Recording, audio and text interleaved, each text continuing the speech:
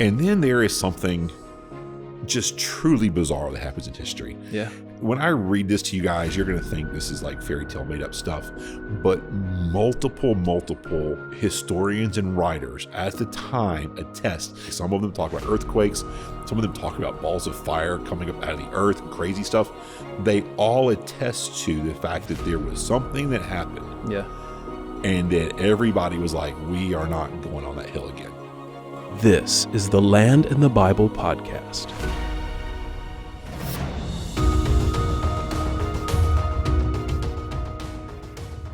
Welcome to the Land in the Bible podcast. We are in episode 3 of the Passion Week series. And tonight, or today, or whatever time or day it is for you. We can't actually tell. We can't tell. We don't know. Windows in this room. We're in a void. We're talking about the Temple Mount. That's our location. Mm-hmm. All right, set the scene for me. What's happening? All right. So as we were progressing through the story of the Passion Week, our episode 1 was actually the prequel to Passion Week, where Jesus goes to Bethany, just on the other side of the Mount of Olives, raises Lazarus, sort of sets the drama. And then what it says at the end of that whole story is that every day the people would gather in the temple courtyards and sort of look out up the Mount of Olives, and they would say, is he coming? Is he coming? Is he going to come? Because they knew that the temple priests wanted to kill Jesus. So they already announced, if you see him, tell us, we'll arrest him, we'll kill him. And so they knew that tension was there. And in the whole town, tens, and as it says, the people were coming in to purify themselves for the festival. So mounting up in the 20s of hundreds, even of thousands of people. They know what's going on. They're eager. They're watching. Everybody likes to watch a fight. You know, it's entertainment. Right. So everybody's keyed in on it, and they're watching, they're waiting. And then our episode 2 was the actual triumphal entry, where Jesus comes down the hill and comes into the city. And we talked about how, some of the people there were disappointed, with Jesus. And eventually, a few days later are saying, crucify him, crucify him. We talked about how that works. And then today we want to talk about what he did when he entered the city. Gotcha. So Jesus enters the city, and he immediately, particularly if you follow Matthew's story, goes in and cleanses the temple, right?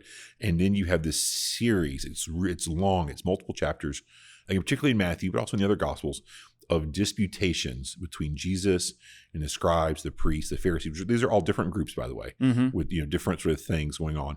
But this sort of Jewish religious establishment in Jerusalem, Jesus absolutely goes to war with it in these days. What you see throughout his early ministry, those first 2 or 3, and even into the 3rd year, is that he really wants to avoid that conflict. Yeah. Over and over and over again, he heals people, he does things, and he kind of retreats. He tells people, don't tell anybody I did that. Don't tell me that happened. And he kind of stirs things a little bit, maybe pokes him in the eye a little, but then he goes somewhere else. And he doesn't. But at this point, starting with the raising of Lazarus, but now in particular, the gloves are completely off. He is no longer trying to avoid a conflict. He is absolutely engaging in it completely. And that's sort of what we want to look at, because that takes place, quote unquote, in the temple, which, to clarify, is not exactly in the temple building. The temple that had been built by Herod was surrounded by courtyards, right? And so it's really in those surrounding courtyards, not the places of worship, that all of that goes down. Gotcha. And so that's sort of the location. But I want to talk about this, crazy thing, the Jewish temple, for a minute. Okay. So when I first moved to Jerusalem, it was in 1997. I had this sort of austere view of Christianity, and I don't know, you guys have been there, and you've toured around, and you've shot the film, all that kind of stuff, right? And lots of people, they really want to go like to the Wailing Wall, which is all that's left of the Jewish temple. They really want to go there, and they want to pray, and they want to touch it, and they sort of like write down their prayers, and they roll them up, and they sort of stick it in cracks in the wall, and for Jewish people, it's sort of the center of their religious observance now in the city. And I would go there, and I would kind of look at it, it didn't really resonate with me at all. Mm-hmm. And I had a very cynical view of all of that. And basically my view was God's the same everywhere. He's the same in Virginia or Russia or Mars. This place is no big deal. Who cares? You know, I just was like, I didn't like, none of that landed with me. Mm-hmm. And I didn't really think it was that big a deal. And a few years later, I was there with a friend of mine who's quite the Bible scholar in his own right. And I was sort of voicing some of his opinions. I was like, yeah, like, I don't know. I don't get this place. I don't understand the, you know, as a Christian, why you would care. And he pointed me to a scripture. It's in 1 Kings 9, 1-3. And in this scripture, along with my study of the history of the place, sort of morphed my opinion about it. Gotcha. So the scripture, 1 Kings 9, 1-3, is when the temple is dedicated. So, well, the temple is actually dedicated in the previous chapter, but then after the dedication, God appears to Solomon and speaks to him. Mm-hmm. And this is what 1 Kings 9, 1-3 says. It says, when Solomon finished building the temple of the Lord, the royal palace, and all that Solomon desired to do, the Lord appeared to Solomon a second time, just as he had appeared to him at Gibeon. And the Lord said to him, I have heard your prayer and petition you have made before me. I have consecrated this temple you have built to put my name there forever. My eyes and my heart will be there at all times. And I mean, I'd read the Bible, so I'd read that before, but I guess it had never jumped off the page at me. And then, so in the context of that argument of like, does, you know, time and space and place matter? I mean, the text is pretty clear. God says he wants to put his name on that place forever. And he says that his heart and his eyes will be there at all times. And so that was like, well, And for me, I can't really explain why God would be interested in real estate. You know, Right. I don't really understand why he would think, you know, this 3 or 4 football fields worth of land is more important than another piece of land. But I really, historically, I can't escape the fact that it is. Right. And so I'm not generally, I don't know, like super mystical or weird. I like to be, you know, I mean, I have a heart and emotions, but I like Right. to be like, I like to, you know, approach the Bible and the Word of God, you know, like I want to test, and I want to test things against the Word. And I want to think about the text, and I want to be logical, you know, Yeah. with all of that. But there is something different, you know. I think where I've landed now that there is something special, weird, maybe even a little bit mystical about that place. Mm-hmm. And the reason I've landed there, I'll try to lay it out for you. Yeah. So a little bit of a historical argument before we launch into what happened biblically there. So to give you the historical background on the location, Mm-hmm. Mount Moriah is the Temple Mount. The land of the temple was actually purchased by David. David conquered the city of Jerusalem from the Jebusites. Okay, it had not belonged to Israel prior. He conquers it to make it his capital. And you know, we mentioned this in another episode, but he's sort of creating a like a Washington D.C. space, because it's on the border between Judah and Benjamin. It's actually in Benjamin, but it sits right on the border. Mm-hmm. And they had never taken it before, so he wasn't taking any land from them. And he was intentionally putting his capital outside of Judah, which was his tribe, to say to everyone else, look, I'm not a homer. I'm for the whole country, Mm-hmm. you know. So it's very intentional. But then Jerusalem becomes special when David, you know, goes and gets the Ark of the Covenant and moves the ark, which represented the presence of God, Mm-hmm. into the city. Like he was, something special is happening there, where you have like the secular and the, you know, the royal, the political, but David is saying, but I want God to be at the center of all that, and I want God to be at the center of our capital and in the city and our country. And And I think God honored that, Mm-hmm. and he establishes David's line. You can read that, like you're going to have somebody on the throne forever. And Jesus came from his line. You got that whole thing. So now the city is built. Later, after David sins, he wants to do something special. He wants to build a temple. There's never been a temple before. And so he goes above the city, because at that time, the city was farther down the hill than it is today. Gotcha. And so where the temple is now was actually above the city, because ancient cities, you tended to put temples or religious things. Like if you've seen a picture of Athens or something, Mm-hmm. where the Acropolis, the Parthenon on it sits way up Yeah. above.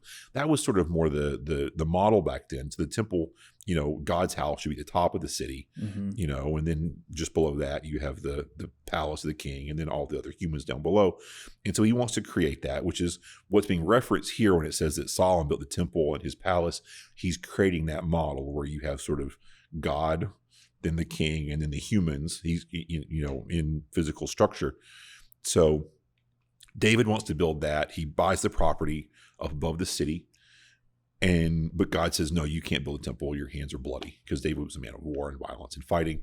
And God was like, let's get somebody else to build a temple. So then Solomon builds it, and God blesses that and says, I'm in. I'm down with that. Gotcha. And the temple comes to represent God's presence.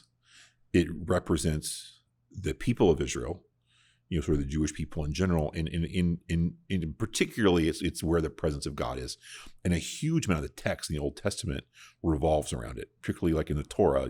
This is where you do the feast and the fasting and all, not the fasting, but the feast and the offerings. This is where we gather. This is a Right. super ultra important space, Mm-hmm. right? Yep. Now, anytime that's destroyed, it means something, so when Babylon comes in and destroys the temple, it's clearly recorded in the Old Testament as a judgment of God. This is not just an accident. It's not just a thing that happened. This is God's judgment, because you have been bad. Then I'm judging you. I'm letting this be destroyed. And then later they come back in and rebuild it. And that's a sign of God's blessing coming back. So it's ultra, ultra, ultra important. And it's always symbolic space. Mm-hmm. Okay. So what happens later in history, and this is a part of what made me think like, well, maybe there's something is weird going on here, is after Jesus. So when Jesus is going through all of this period that we're talking about, where he's all these disputations in the temple during the week leading up to his crucifixion, there's a really, really strange event that takes place where he's on his way to the temple for some of this disputation stuff. Yeah. And there's this sort of random fig tree, and he looks at it and he looks for some fruit on it. And the Bible even says, and it wasn't the time for fruit. So there wasn't really supposed to be fruit on it, But he's like, I'm kind of hungry. Is there any fruit? No, you're cursed. And if you read the account in Mark, that kind of happens. Then he goes in the temple, and as they're passing by on their way out, so as he's going in, he does that. On the way out, it's like, and the tree was there and it was barren. Well, that's a literary device. That's I heard one guy call it a Markan sandwich. That the reason Mark is putting that before and after is because it's related.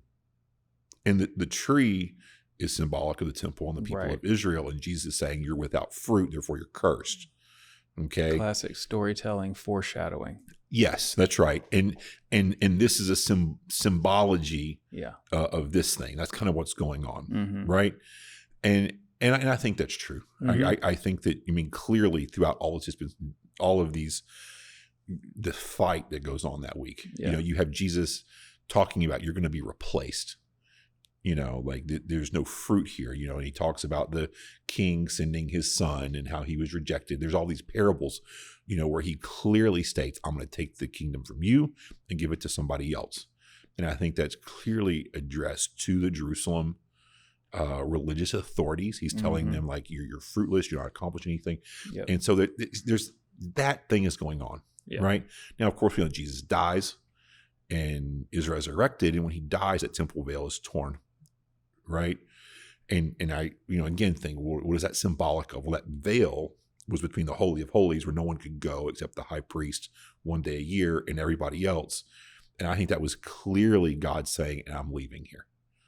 My presence is not here anymore. And so, he goes, you have Jesus in John chapter 4, where he says to the one at the well, that time is coming when you will no longer worship in Jerusalem or here, meaning not Gerasene, by the way, talking to her, but in spirit and truth.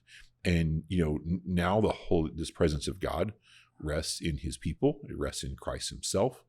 And this building is less important, but you still have this statement where he says, my attention, my heart aren't going to leave here. Mm-hmm. So I think, and again, there's lots of room for opinion here. Okay. I'm just telling you what I think. Yeah. I think that in the heart of God, he still wants to be worshiped in that place. He wants to be worshiped properly and accepted there. Jesus even says when his last discussion with the Jerusalem religious people, mm-hmm. He says, you won't see me again until you cry out for me. So I think there's a desire still in the heart of God, in the heart of Christ, for the people of Jerusalem to cry out for him and to return, mm-hmm. But he's not going to do that until. So anyway, okay, so why do I think the temple's important or special? Why is it weird in history? Yeah. So Jesus clearly states there's going to be a judgment coming. Well, 67 AD, the Jews kick off a rebellion against the Romans. The Romans at first are beaten. The Jews beat a legion of Romans, kick them out of the country. The Romans don't take losing very well, so they send in 2 or 3 legions, and they just kind of mop up. Mm-hmm. From the top of the country coming down, people flee into Jerusalem because it's this, this giant walls, and it's in rugged. They think they can hold out. It's sort of like their battleship or something, like we can hold out here. And they all flood in, and the Romans are not going to accept that defiance, so they send in huge numbers of troops. They surround the city, and there's this extended siege. It goes on. It's ugly. It's brutal. The Romans initially take the walls of the city, which should maybe mean like, oh, this is over. But the Jewish forces were really smart. They retreated inside the city and set up internal barricades. And what that did was it negated some of the Romans, like the uses of catapults and battering rams and stuff like that, couldn't get into the city. And it became like really brutal, like street fighting. And it was just a nasty war. Mm-hmm. And the Romans would capture Jewish people. Sometimes Jews would try to escape because they were starting to starve in the city. And one of the Roman historians said that the Romans crucified people on the walls, which they had captured, and just left the bodies hanging to demoralize the people on the inside. Wow. And it said that they crucified people till there was no more room on the wall and no more wood left to build crosses. So you just imagine the city ringed with corpses and dying or dead. Brutal stuff, right? Yeah. And eventually the city is taken. The last place to fall, or one of the last places to fall, is the last 2 where they sort of held out on Mount Zion, the temple. And when the temple fell, Josephus records that the blood actually ran out of the temple because they had retreated into the building itself and fought. And the blood ran out of the temple itself is recorded. So that seems fairly symbolic. Yeah. So all that is happening. But then something very, very strange happens, like really, really strange, even singular, I would say. Uh-huh. Because the Romans were not polytheists, they were pantheists. They believed in all the gods. There's a temple in Rome called the Pantheon, the temple to all the gods. Yeah.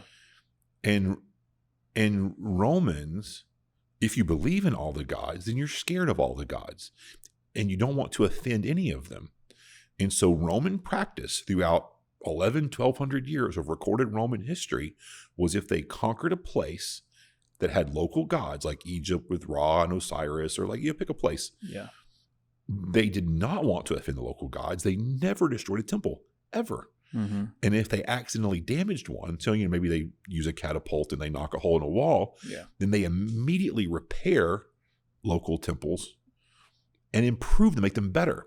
Because they want the local gods to be like, hey, hey, local gods, look, we took good care of your building, right? We made it better. Yeah. You should approve of us being here, because they believed in all the gods.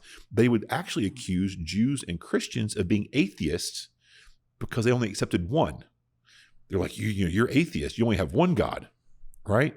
Well, if you have a pantheistic theology, you believe in all the gods, the last thing you want to do is offend a god. Right. So you never destroy a temple. But when they took Jerusalem, they destroyed the temple. They burnt it. And it's confused in history because it seems that on the night before the final assault that the order was given not to destroy it. Mm-hmm. But then at some point it starts burning, and then a follow-up is knock it down. And we don't really know why the temple is destroyed. Gotcha. Well, if their historical pattern was anytime we destroy something, we make it better, then they should have rebuilt it. But they didn't. They actually forbid it to be rebuilt. Well, why did that happen? It happened because the family, Vespasian and Titus and all those guys that led the assault, then eventually comes to the emperorship. And while Rome was an empire with an emperor, there's still politics. And they based their claim to the throne, the reason we should lead the empire is because we led the assault against Israel and against the Jews. And they went on a campaign of vilifying the Jewish religion and Jewish people. And a lot of the roots of Western anti-Semitism were sown at that point. Mm-hmm. But they're like, the Jewish religion is dirty, it's awful, it's bad, their God is bad. And they said all these things. Well, if you're saying we saved Rome from this evil force and this evil religion, then you don't allow the reconstruction. It was a singular moment. They say, no, you cannot rebuild this. That's interesting. Have you seen the Arch of Titus in Rome? I have. I have too. I've filmed it. I have been there, and it's a really important thing. It documents the temple being destroyed. And you can't in deny the time it. frame. That's exactly right. And Yes. you can't deny it because it's really there. It's pretty clear. I mean, if you look at it. Yeah. Look at the So etchings. there are some Muslim scholars who Yeah. want to deny there was ever, Jewish presence there. There was a Right. Jewish temple. Yeah. And it really shoots those theories, because Yeah. I spoke to a Muslim historian one time, and he was telling me, there was never a Jewish temple. And I was like, What? but Yeah. I've been to Rome and I saw the arch. Mm-hmm. And he didn't have an explanation. I was like, it shows like Roman soldiers hauling off a menorah, like it's not confusing at all, and while the temple burns in the background, Yeah. so yeah, you can't escape it. And really anyone who is in Rome, Yeah. it's right over across from the Colosseum. So when you're I've at the got Colosseum, the footage. I'll roll the footage now. If you're watching this. so there you go. So it's like 50 yards from the Colosseum, probably, maybe a little bit more than Yeah. that, but not much. Yeah. Yeah, and it's a really wonderful historical thing Yeah. that was done, because it does all that history. You've got it carved in stone, and you can't deny anything. Yeah. Which is really cool. Yeah. So that happens, and they forbid reconstruction. History rocks along for about 300 years, and then you have a guy named Constantine. Mm-hmm. By the time of Constantine, Christians have grown and grown and grown and grown and grown. And now a huge percentage of the population of the empire has become Christian. And the Christians have made huge changes in the empire. The gladiatorial games have been stopped. Crucifixions have been stopped because, the Christian worldview has taken a hold, and ideas of human rights and dignity have come out of believing that human beings carry the image of God, and all that kind of stuff are percolating, and things are changing. And so he accepts Christianity, at least at a political level. Personally, who knows? Mm-hmm. But at least at a political level, he accepts it. And it seems like, well, that's kind of interesting. But then it's important to know that a big part of how Christianity was making gains was that the Christians were running around showing people what Jesus said in Matthew, Mark, Luke, John, particularly in Matthew, for instance, in Luke, where Jesus says, this temple is going to be destroyed. Not one stone will be left on another. And he prophesied or foretold the destruction of the temple. And so Christians would run around and be like, look, Jesus said this before, and there's no building there. We win, Yeah. And that was a part of their pitch. Mm-hmm. Well, so what happened is the next emperor is a guy known to history as Julian the Apostate. So Julian the Apostate is the last pagan emperor of Rome. So Constantine dies, he inherits the throne, and he wants to go back to good old fashioned paganism. Like he loves Zeus and Athena and all that kind of stuff. He loved just being a pagan. That's what he wanted to be. He hated Christians. And so he decides to rebuild the temple, not because he loves God, not because he loves Jews, but because he really just wants to stick it to Christians. And since Christians were saying like, look, Jesus, whatever, he wants to put the building back on the hill so he can say, yeah, it's not true. Yeah, gotcha. You lose. And then there is something just truly bizarre that happens in history. Yeah. And when I read this to you guys, you're going to think this is like fairy tale made up stuff, but multiple historians and writers at the time attest. Now, there is some diversity in their attestation. Okay, some of them talk about earthquakes. Some of them talk about balls of fire coming up out of the earth and crazy stuff. But they all attest to the fact that there was something that happened. Yeah. And that everybody was like, we are not going on that hill again. So what happened is he funded the reconstruction. Yeah. They gathered all the materials. They gathered the wood, the rocks, the stuff. They got workers together, everything ready to go to rebuild the temple. Okay. It's all there. It's on the hill. Here's all the money to pay all the workers. We're going to start the project. Ready, go. And I'm going to read you something. And I did not pull this off a religious source. I pulled this off of Fordham University's website because I wanted to find a source that was secular, not Christian. So you would even believe this. And this is what it says. It says, when they had removed the ruins of the former buildings, they dug up the ground and cleared away its foundation. It is said that on the following day, when they were about to lay the first foundation, a great earthquake occurred. And by the violent agitation of the earth, the stones were thrown up from the depths, by which those of the Jews who were engaged in the work were wounded, as likewise those who were merely looking on. The houses and public porticos near the side of the temple, in which they had diverted themselves, were suddenly thrown down. Many were caught thereby. Some perished immediately. Others were found half dead and mutilated of hands or legs. Others were injured in parts of the body. So they start working on the foundations, and there's some sort of big violent earthquake event that kills lots of people, injures others. And so people are like, maybe God's not down with this. Yeah. But then others decide, no, it's just a thing. Let's finish. And it says, I skipped a couple paragraphs in the article from Fordham Press, but it says they proceeded to recommence the work, but all parties related that they had scarcely returned to the undertaking when fire burst suddenly from the foundation of the temple and consumed several of the workmen. Okay, now that's a summary of. That's a summary of secular. It's a secular university.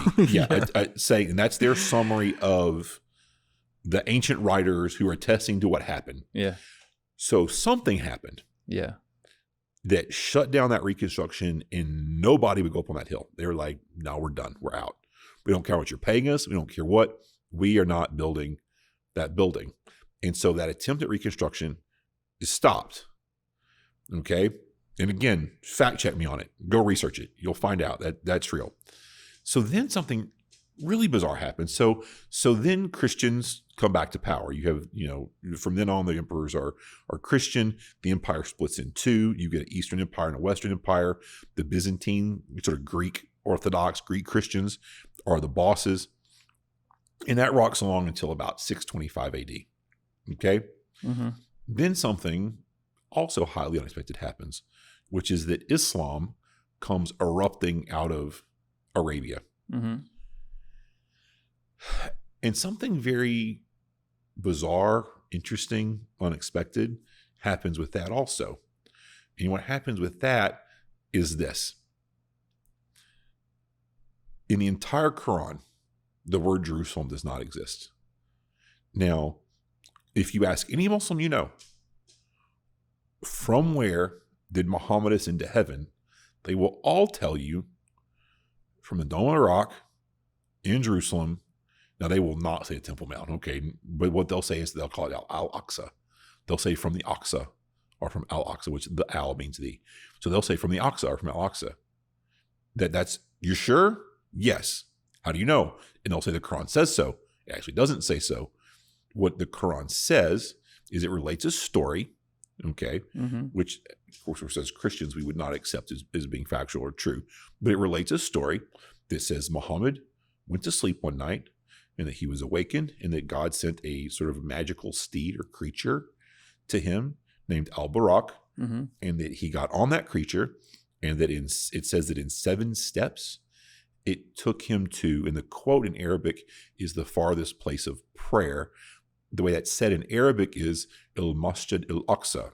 Okay, it took him to Il Masjid, which means mosque. Because mosque just means place of prayer. So Il Masjid Il Aqsa, and Aqsa means farthest. Mm-hmm. Okay. Now, nobody knows where the farthest place of prayer is. I mean, I don't know how far away was the farthest place that people gathered to pray. It could have been in China or Russia or South Africa. Like, who knows? Yeah.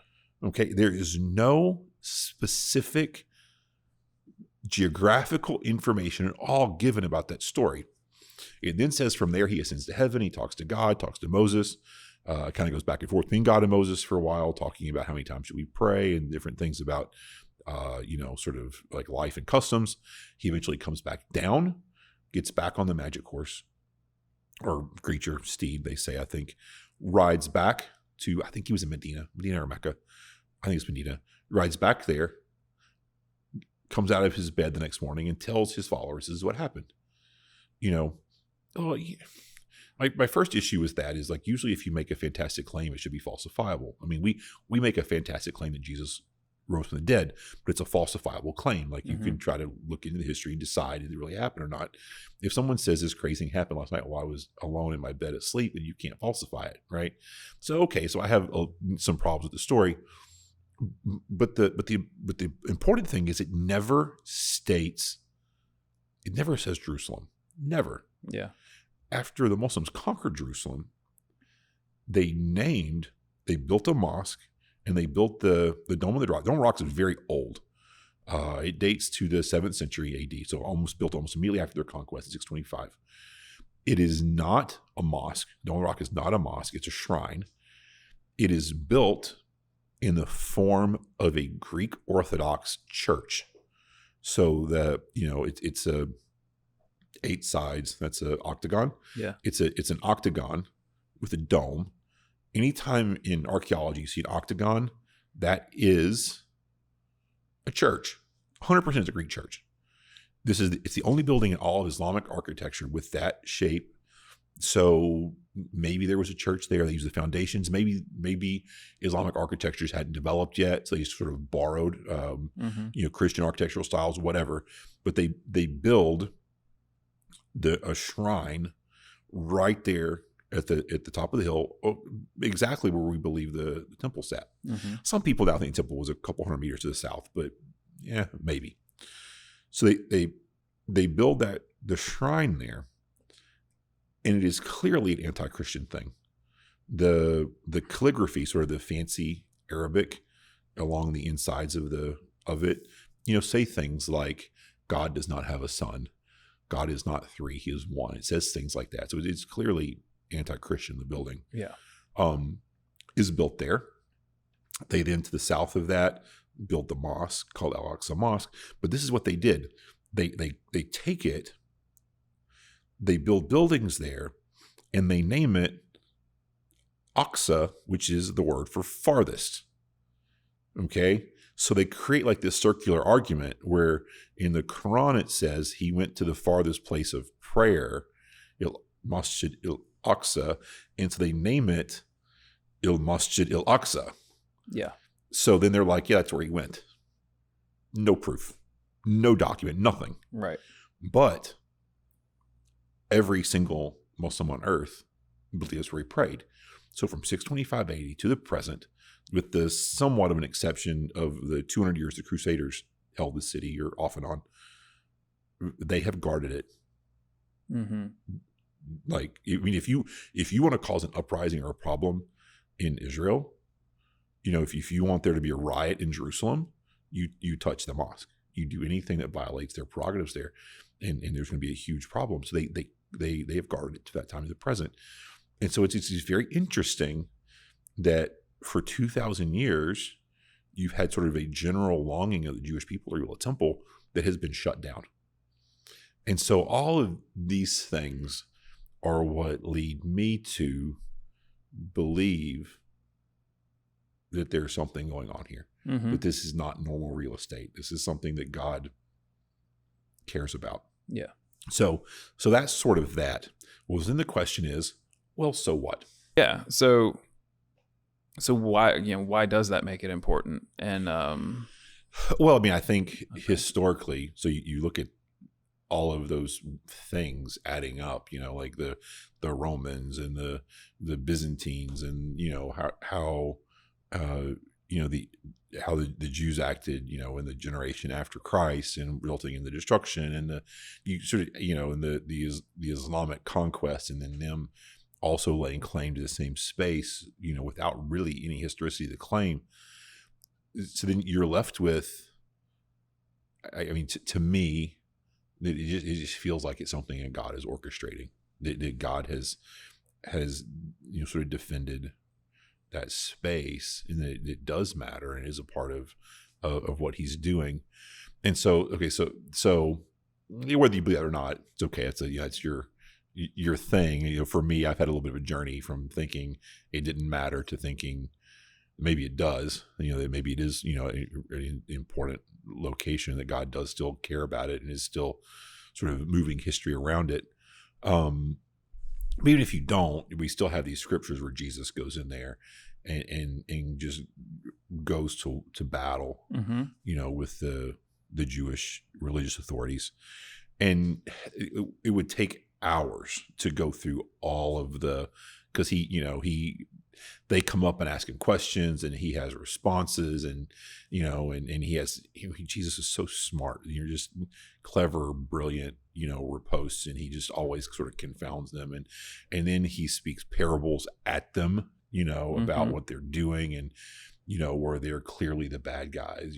God, a king went away and he sent messengers and they killed him, and so they're going to lose it, and all these things where he's just clearly speaking against the religious authorities there. All that goes on. So we're about to get into Jesus, and what we're done with our biblical history lesson. Yeah. So there you go. So the history and geography time is like, we're going to move beyond that. Now we're going to switch over to the devotional. So if anyone hasn't picked up yet, this episode's going to be longer. Yeah, I think so, because we spent over 30 minutes just but that was the awesome. Foundation. That was really good, though. So now let's look at what happens again biblically. So where are we in? So he comes in. Well, we're going to camp in Matthew 23, but quickly before we get to Matthew 23, I just want to look at what he does immediately upon entering the city. Gotcha. So immediately upon entering the city, Matthew 21 says this. This is verses 12 and 13. It says, Jesus went into the temple and threw out all those buying and selling. He overturned the tables and the money changers and the chairs of those selling doves. He said to them, "It is written, my house will be called a house of prayer, but you're making it a den of thieves." So Jesus goes in and sort of tears the place up. Now this is something that I think people, well, first off, if you just have this sort of gentle, kindly, Jesus is the guy who holds lambs and children gather about his feet version of Christ, this is a scripture it's going to be like, kind of like, huh? What to you? What's going on? Yeah. But you've got to understand that, yes, Jesus is full of love and kindness and compassion, but he's also the king, and it's his house. Mm-hmm. If you believe this is where the presence of the Lord wants to be, and this is a place he wants to be worshipped the right way, well, what's going on is wrong. They've commercialized, Jewish religious practice. All these people from all over the empire are coming, and they need to do a sacrifice while they're there. They're making them buy the doves and the lambs from them, and then they're overcharging. Then they're saying, well, you've got to buy an hour currency, and they're ripping them off on the currency. And there's just all sorts of just like sort of nasty stuff that's going on there, which, by the way, if you take a Holy Land tour right now, you're going to see that it's still commercialized and the same nasty stuff still goes. Nothing changes, Yeah. So, okay. So that's what's going on, and Jesus is revolted by it. Yeah. And so he goes in and wants to put a stop to it. The reason I find this fascinating is because historically, this is a huge place. There have been thousands of people there.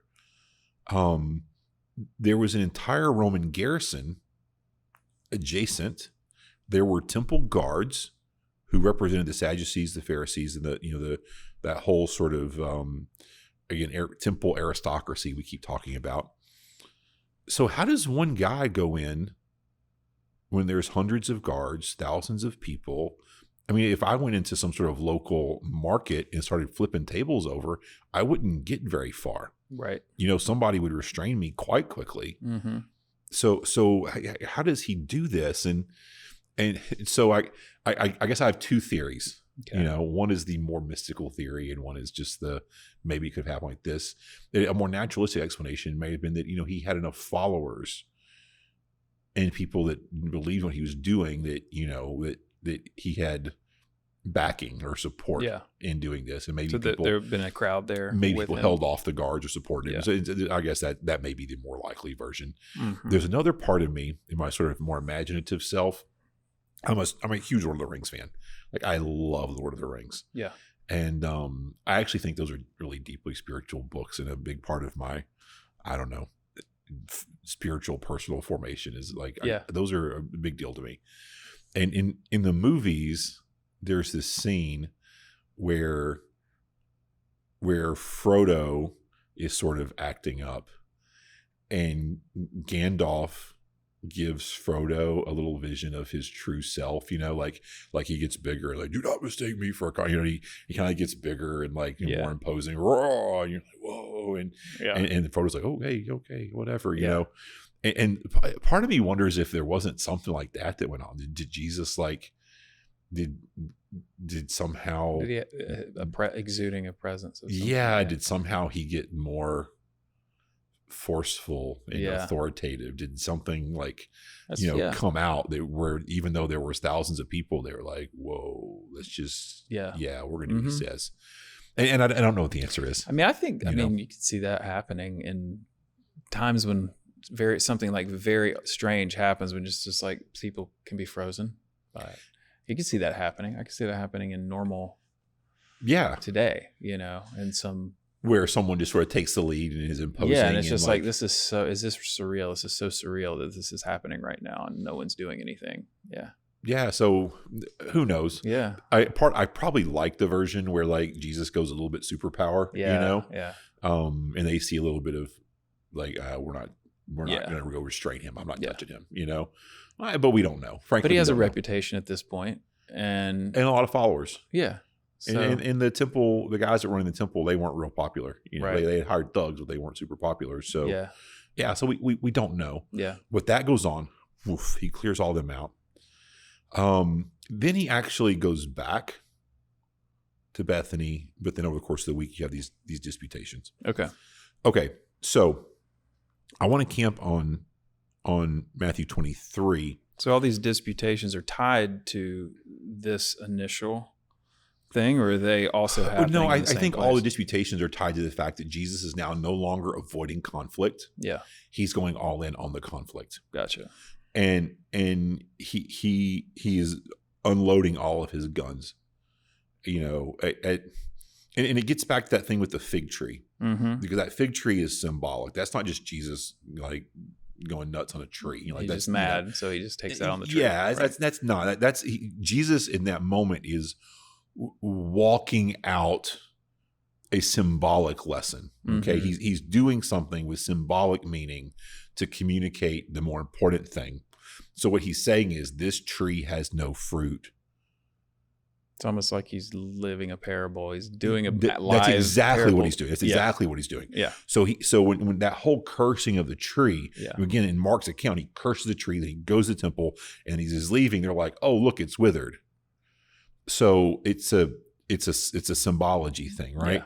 Like the reason for the disputation is because he's looking at this religious structure that was supposed to be the right thing that has been hijacked and is not fruitful and is oppressive and is actually keeping people away from God at this point. And he's saying, this is done.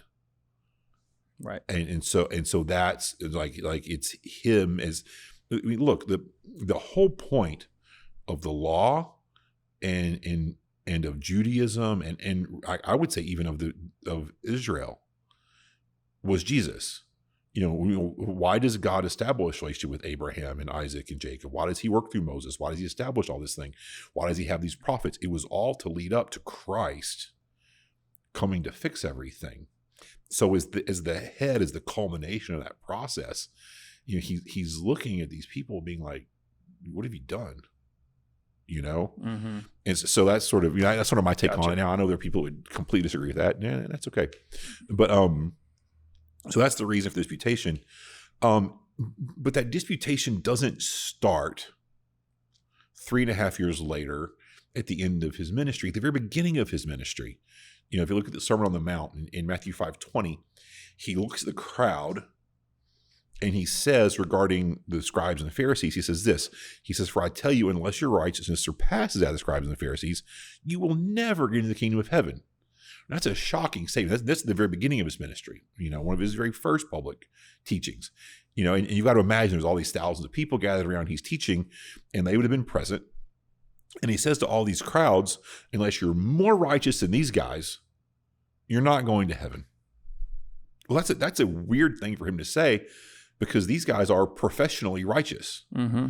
Like their whole job is to do all the fasts and do all the feasts and do all the things and wear the right tassels and wear the right things. And they, to put the things on their head and to wrap the thing. Like they are doing the religion very overtly all the time. Mm-hmm. And he says to everybody, these guys are no good. Had to be shocking to the people, because if they had that idea of how religion was to be done, then they're like, well, what are we supposed to do? Mm-hmm. And then that's why, at a positive level, you have the Sermon on the Mount where he lays out the idea of a religion, of a relationship with this God that is lived out like from the heart and internally, not so much externally. Okay. And that's really at the end of the day, the core of it all. Right. Which is, are you going to have an external self-righteousness, or are you going to have an internal heart change where you accept God? Mm-hmm. So that's the core, that's the core of it. And that goes on and then explodes here at the end. So Matthew 23 is the chapter. It's the woe of the Pharisees chapter, where he does just truly unload on them. Mm-hmm. Woe unto you. You're horrible. Here's reason number one. You're awful. Here's reason number two. And it's just like bam, bam, bam, bam. And he calls them some nasty things, whitewashed sepulchers and all that sort of stuff, sons of hell. Like, I mean, he's not, again, nice. Yeah. And I think it's a little bit of a challenge to us. I mean, sometimes we think if anyone says anything that's at all challenging, that it's bad. Mm-hmm. But sometimes there are things that need to be challenged. Yeah. And he's the Lord. And that's a determination he's made. So what I want to do is I want to spend the next, few minutes, or maybe several, I don't know, going through what was it specifically about the righteousness of the Pharisees that was no good. Okay. What was it about their righteousness that was counterfeit, that was fake, that was not acceptable? And then what does that tell us about how we're supposed to be? Because I think that's something we're thinking about. I keep referencing the Sermon on the Mount, but it bears saying. In the Sermon on the Mount, Jesus contrasts what he calls a narrow road and a broad road. And I think that we often think that the narrow road is, righteous, proper belief, Christianity, following Christ, which I think that's accurate. But I think we often think that the broad road is like being Hitler or something, this awful, sinful, like, I'm stabbing people and doing awful things, and this sort of like horrifically sinful, mm-hmm. Quote unquote evil life, which I don't think that's the broad road at all. Because if you look at it, the entire Sermon on the Mount is a comparison between proper and false religion. So I don't think the broad road is being a monster. I think the broad road is being self-righteous. And I think that if we analyze culture and society, that's true. Mm-hmm. That there's, you don't have any neighbor. I hope you don't, at least. Maybe you do. But you don't have that many neighbors that are, serial killers and like all this horrible stuff. But there's lots of people that just think they're fine. oh, I'm good. I do this. I do that. Like it, they are righteous in their own eyes. And I think that's actually the broad road. Right. Okay. Yeah. That he talks about, and in its core, that's his assault on the Jerusalem religious establishment. It's a comparison not of proper good religion with something really horribly bad and sinful. It's a comparison of good and bad religion. Okay, so there's that. Gotcha. So what's wrong with them? Matthew 23:5, he says, they do everything to be seen by others. They enlarge their phylacteries and lengthen their tassels. Okay, let's pause. Time out. What's a phylactery? I was going to ask, but I wasn't sure. So phylactery is a Greek word for a Hebrew word tefillin, which is a little box that you, the Bible says in the Old Testament that you should bind the word of God to your forehead and to your arm or your hand. Okay. And so that was taken as literal, and it still is, by the way. It's still practiced in modern Judaism. Yeah. Where they have these little boxes, and inside that little box, they have a scripture. They kind of wrap it up and seal it inside the box. It has leather straps coming out from it. And they actually take that box and they'll put it on their forehead and wrap that leather strap around, and they actually bind the word of God to their head and to their arm. Okay. So they're literally doing something that, of course, we think is figurative. Right. But there's nothing wrong with symbolically doing it literally if you also do it figuratively. Okay. So there's nothing wrong with it. Right. Likely Jesus did it. Who knows? But it's, I think the important thing is that you have the word of God, in your hand, that the things that you're doing are motivated by it in your head. But they actually did this, and they would do it in public out on the street, and they have a big giant one, be like, look at this big box on my head, so people would know that they're religious. Also, if you're religious Jewish people to this day wear tassels on their garments. So anyone who's like an ultra Orthodox or Orthodox Jew is going to wear an undergarment, and it depends on their sect and also just their personal opinion about dress, whether or not you see that. It's basically sort of like a square towel. In the summer, it can be like a jersey, like sort of woven, thin, breathable material. In the winter, it can be heavier and warm. But it's a square with a hole for your head, and it kind of goes on, wraps over, and ties here. That is done because there's a statement in the Torah, in the Jewish law, regarding the tassels on the corner of your garment. Well, see, my shirt doesn't really have discernible corners. So if you need to have tassels at the corner of your garment, you need to have corners. You need to have that square garment that has clear corners. Then you should attach tassels to it in order to fulfill the commandment. So they wore these things. And again, it's still done in modern Judaism. Gotcha. Where you have this sort of square garment with the tassels. And it says that they lengthen them. So they wear theirs really long, so that they're visible. And if you were to walk around Jerusalem today, the Jewish parts, you would see that there are some guys, these tassels hanging out from their sort of shirts.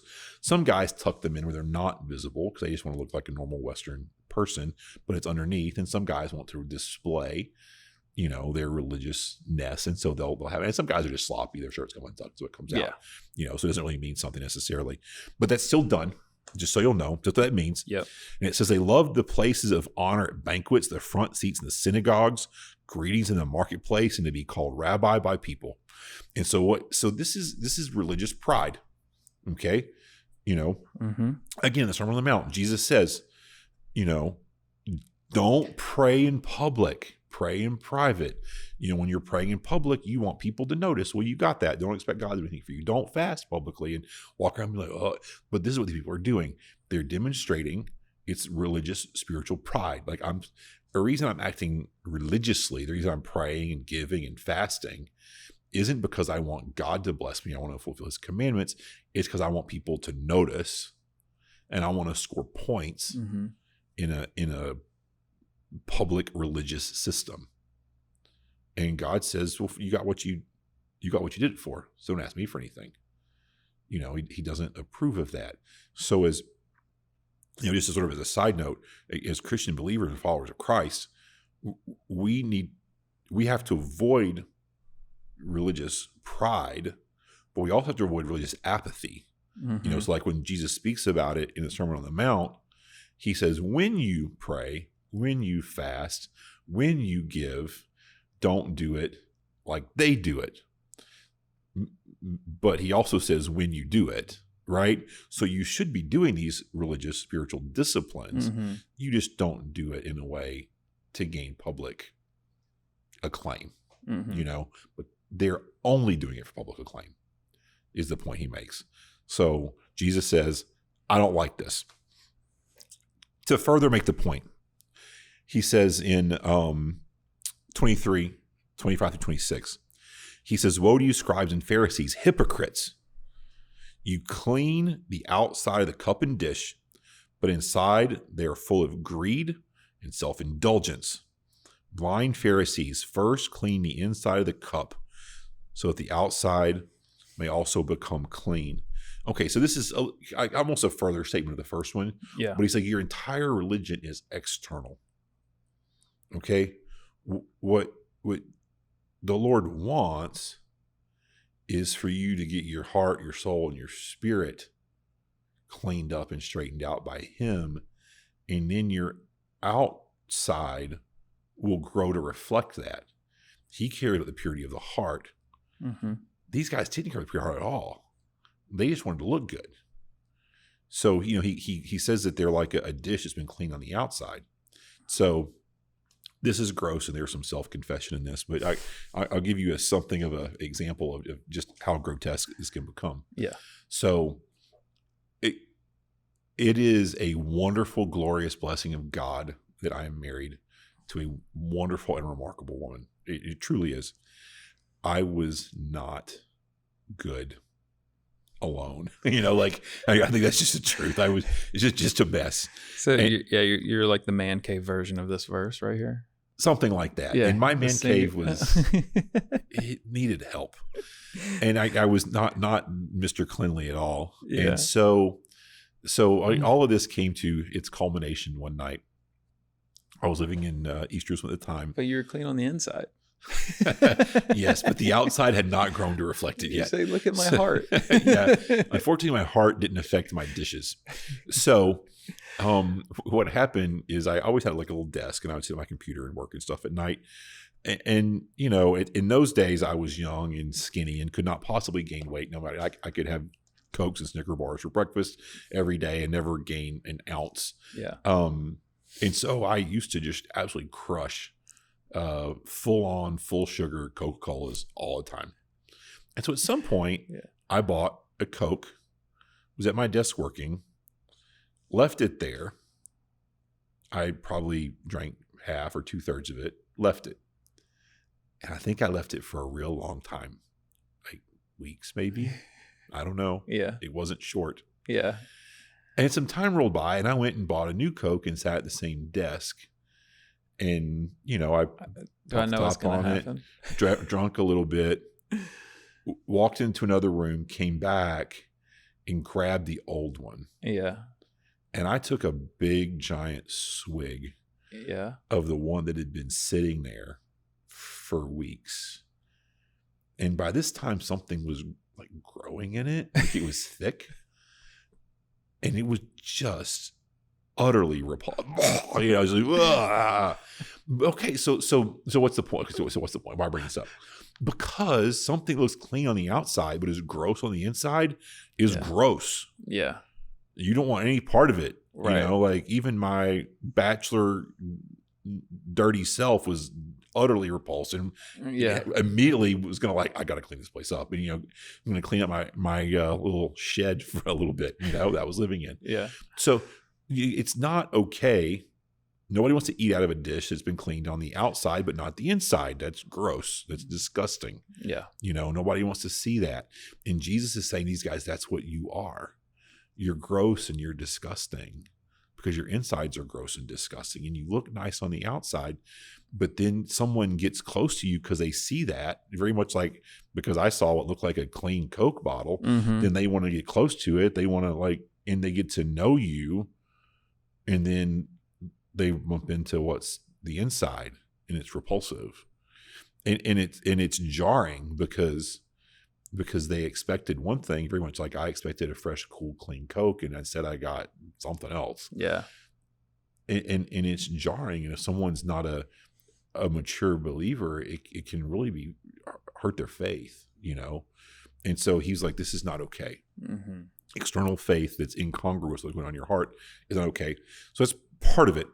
Another part, Matthew 23:29-30, he says, woe to you, scribes and Pharisees, hypocrites! You build the tombs of the prophets and decorate the graves of the righteous. And you say, if we had lived in the days of our ancestors, we wouldn't have taken part with them in the shedding of the prophets' blood. Now, it's ironic because they're going to kill Jesus a couple days later, right? But he's like, you guys sit there and you say, if we'd been alive, we and Jeremiah or Zechariah, these guys were alive, we wouldn't have done that. We wouldn't have been taking part in oppressing, killing, whatever these. He's like, but you would. You haven't changed. Nothing's different. You would.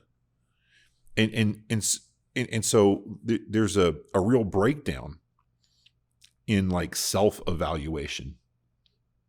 As we're going through all of this, we're going to look at all these people. We're going to look at, Pontius Pilate, selling Jesus out for convenience. We're going to look at Judas, the ultimate traitor. We're going to look at, Peter denying. We're going to look at Peter, James, and John asleep in Gethsemane.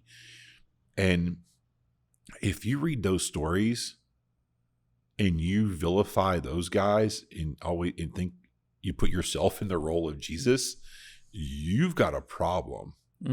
Because the truth of the matter is, you are Judas and you are Pontius Pilate and you are the crowd and you are at some point you've sold people out and you've betrayed things and we're not the good guys in the story. But these guys thought they were the good guys in the story. Like their self-evaluation was so off. In the Beatitudes, the first step towards approaching God and being blessed is to be poor in spirit. You have to look at yourself and have a self-evaluation that lands you on, I have nothing to offer God. And once you're there, then he can use you. These guys had never gotten there. These guys thought that they were really righteous and they were working really hard to do all these things and that they could barter and trade with God. Yeah. And their self-evaluation was off, horribly, horribly off.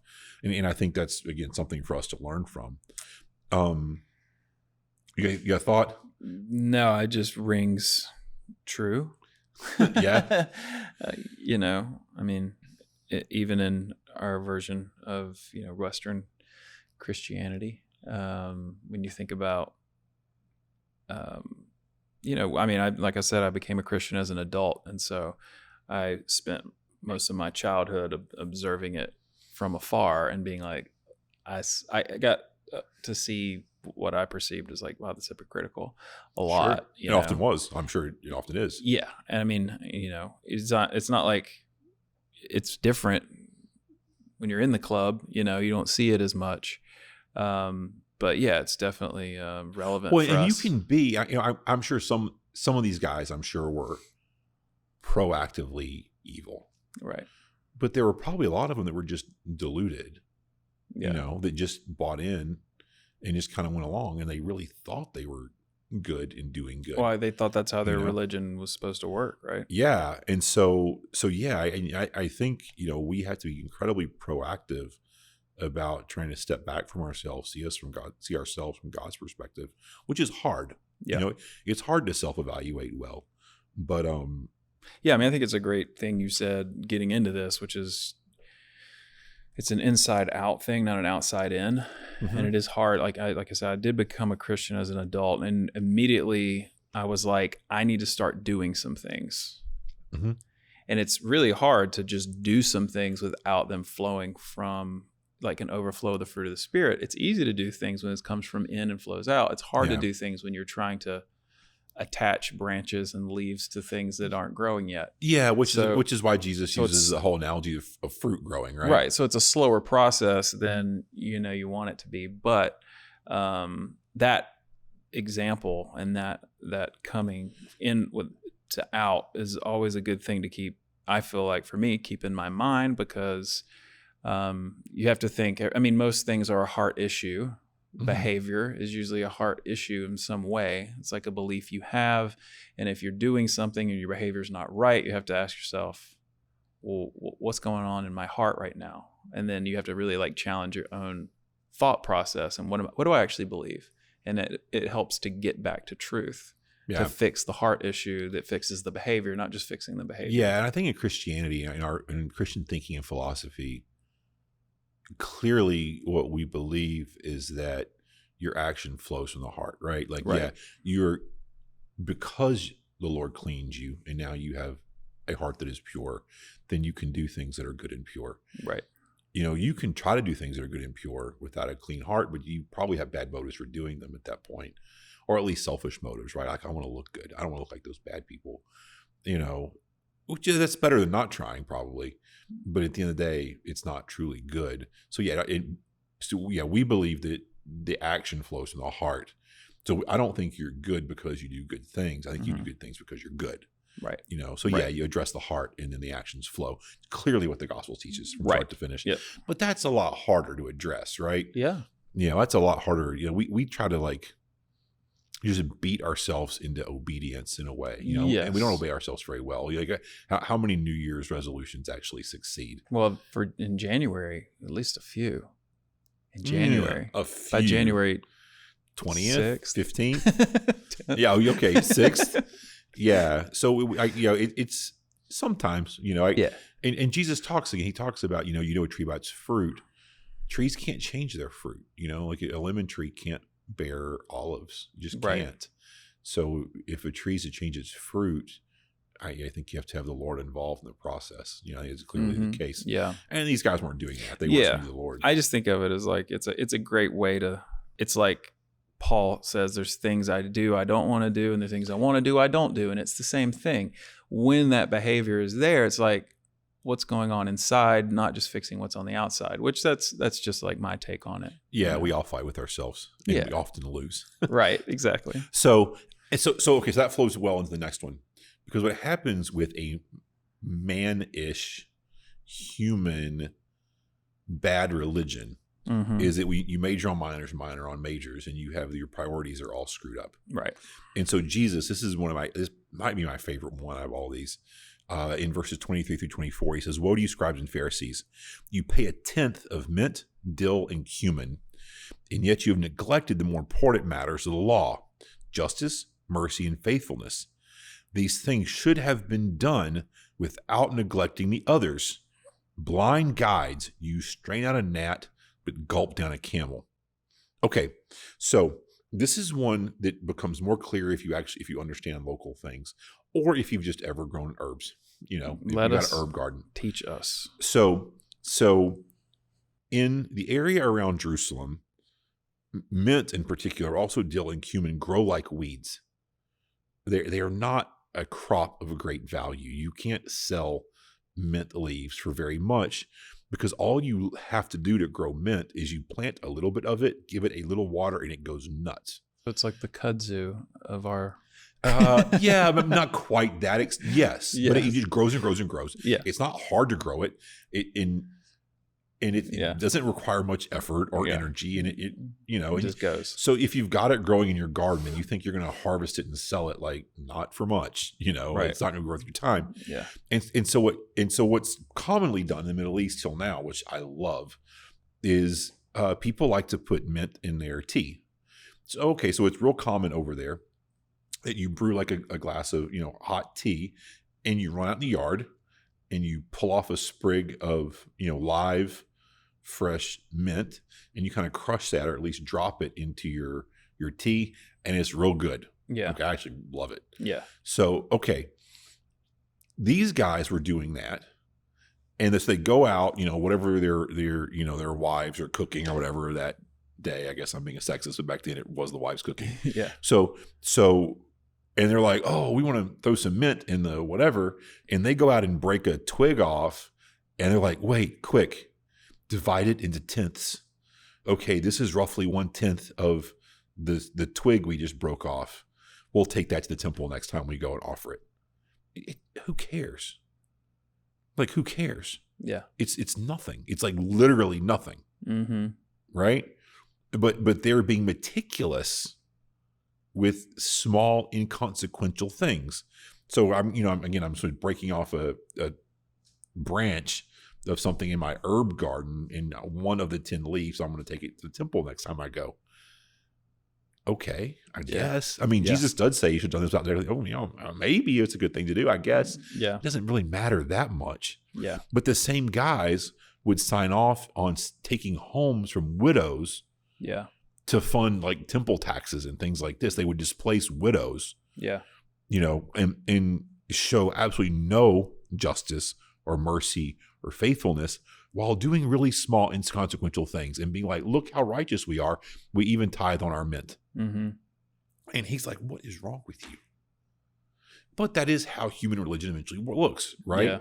Like you're doing small, inconsequential things that don't matter while signing off on things that are not okay. Mm-hmm. So that's, kind of where he lands at. He's like, you guys don't have any sense. And they're justifying those not okay things for religious purposes. Yeah, that's right. Right.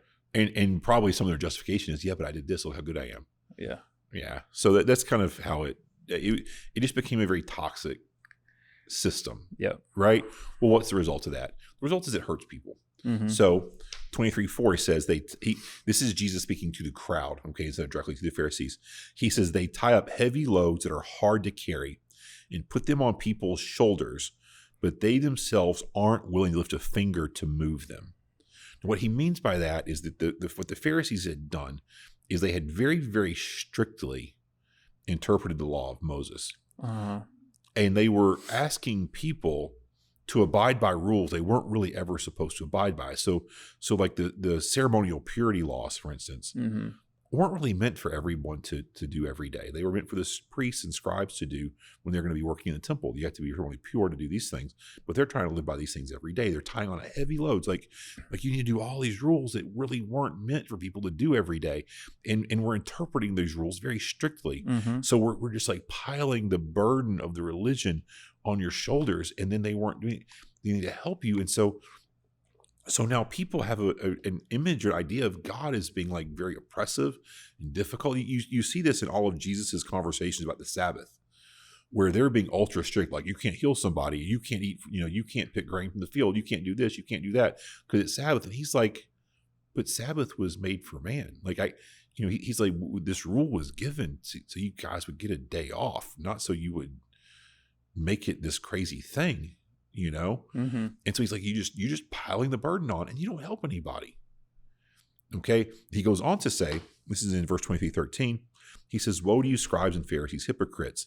You shut the door of the kingdom of heaven in people's faces, for you don't go in and you don't allow those entering to go in. So what is the ultimate result of bad religion?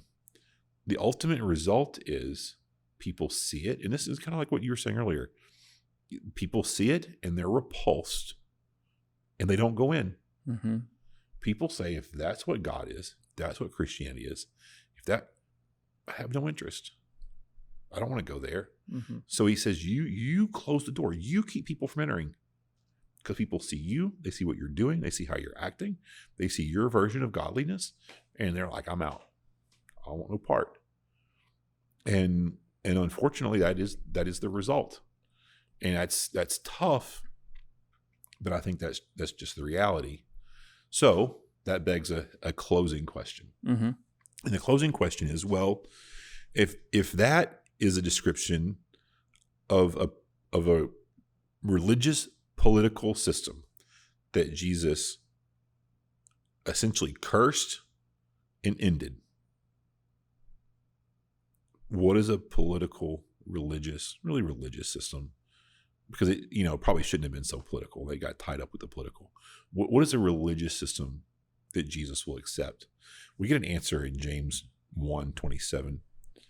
James tells us, he says, pure and undefiled religion before God the Father is this, to look after orphans and widows in their distress and to keep oneself unstained from the world. That's how James describes it. He says, look, go out in the world, take care of widows and orphans, take care of vulnerable people, be an agent of good. And also, don't run around sinning like a crazy, like keep yourself unstained. Yeah. That's it. Justice and righteousness. The Lord's throne is founded on justice and righteousness. Go out and do justice and mercy, even go beyond justice to mercy. Take care of people, be kind to them, and you yourself, maintain a level of personal righteousness. This is what the Lord will accept from you. And this is what these guys were not doing. Mm-hmm. So, for us, we've got a great object lesson of what we're rejecting. And now what are we going towards? Because we Jesus is bringing into this. He's opening up something else. We want to be a part of what the new thing. Yeah. And so I think that's kind of where it lands. That's awesome. No, that's really good. That's I like that. I like that bottom line, and there's a ton of application there. Obviously, when we read these things, we don't like to put ourselves in the seat of the Pharisee, but it does help us be, to get rid of all those prideful, look at how good I'm doing. Yeah. There's a psalm where David says, search me, O Lord. I think it's a real fair prayer to say, like, hey, God, I don't always have a great perspective on me, Yeah. But you do. So, shine a spotlight on things that you don't like. Yeah. Help me to see where I'm being, the bad guys in the story, because sometimes you are. Yeah. And I think this last bottom line, it really hits where we are culturally at the moment. It's like, what can we do that's just? And then what can we do to remain righteous through everything that, everyone, we all experience. So yeah, for sure. All right. Well, that is that for the temple. That was good. We're pushing an hour 20. So we're longest episode yet. I loved that history lesson. I soak it up. So I hope everyone else does too. Well, thanks for doing that. Is that one of those books that you've voluminously read? that's probably 3 or 4. Can we do vocabulary lessons with you too? If you need to, we'll do a whole series. Whatever we need to do. In what language? Thanks for watching this video. If you enjoyed it, click like and subscribe. It really helps us. And if you really enjoyed it, go on over to our website, thelandinthebible.com, and become a supporter. It helps us generate more content and gives you access to our full library of video and Bible study content.